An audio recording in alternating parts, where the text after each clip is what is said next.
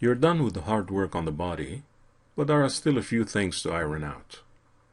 First, you've mostly worked on one side of the body from the waist up, so you want to mirror all the skin data to the other side. This, of course, is done by entering mirror mode and then using the appropriate mirror tool. In this case, you want to use the Paste Blue to Green Verts option to transfer vertex data from the character's left side to its right side. Exit mirror mode when done. If you want, exit Edit Envelopes mode altogether and rotate a few bones on the character's right side to ensure all is okay.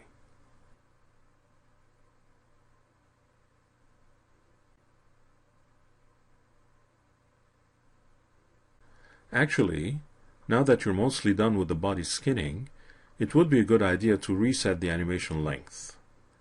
Set it back to what you started with, frames 0 to 2600, to view the full extent of the animation.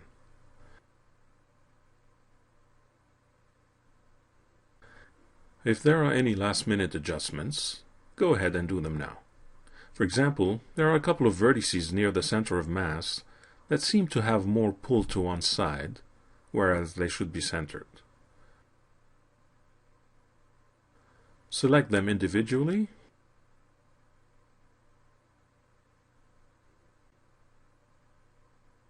and use the Weight Tool dialog to adjust the values. As explained in an earlier section, select the middle bone, right thigh, and set it to 1 or 100%. Select the last bone, left thigh, and set it to 0.5 or 50%. Now select the first bone, the pelvis bone, and give it back its original value, which in this case was about 0.8 or 80%. Repeat the procedure with any center vertices that may have drifted to one side or the other.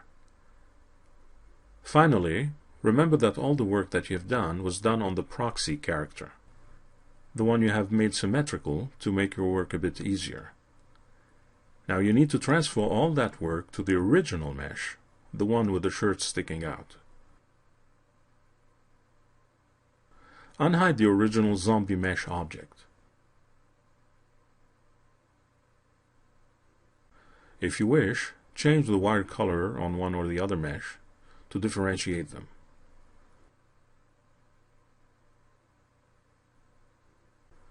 Select the original zombie mesh object and apply a Skinwrap modifier to it. Set the deformation engine to face deformation and the falloff to its smallest possible value of 0.001. Click the Add button and then click the proxy mesh in the viewport. After a few seconds, the data is transposed from one object to the other. Click Add again to cancel that mode. Now select the proxy mesh and hide it. You could actually delete it at this time, but better keep it hidden for now until you are sure you don't need it as a backup. Scrub the animation. For the most part, it should be perfect in every way, as the only differences ought to be around the right side of the waist. For that area, you may need a bit of fine-tuning.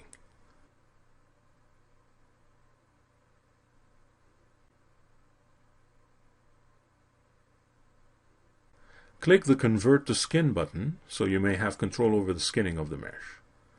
This creates a new skin modifier on top of the stack and disables the Skinwrap modifier underneath. In fact, select the Skinwrap modifier and delete it. Go back up to the skin level and enter Edit Envelopes mode. The new skin modifier takes into account all the bones used on the proxy and the vertex weights are transferred. However, you need to tell it again you want to work in vertex mode, that you need not display the envelopes,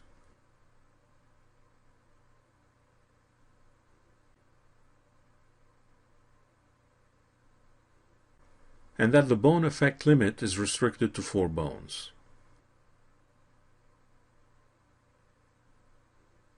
Once this is done, you can now select individual vertices on the shirt's exposed part and weight them accordingly.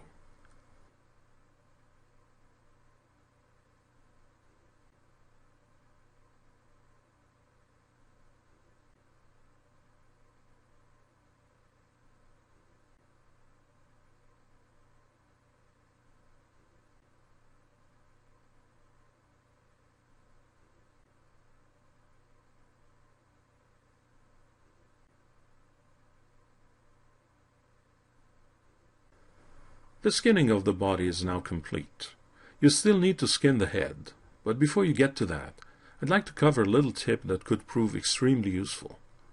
You may have noticed in the Advanced Parameters rollout 2 Save and Load buttons. These enable you to save envelope data and reload it at a later time. While useful, this method is mostly adaptable to save and load envelopes globally for the whole character. The tip you will learn about in the next movie shows you how to save vertex skin data, and only on areas that you choose.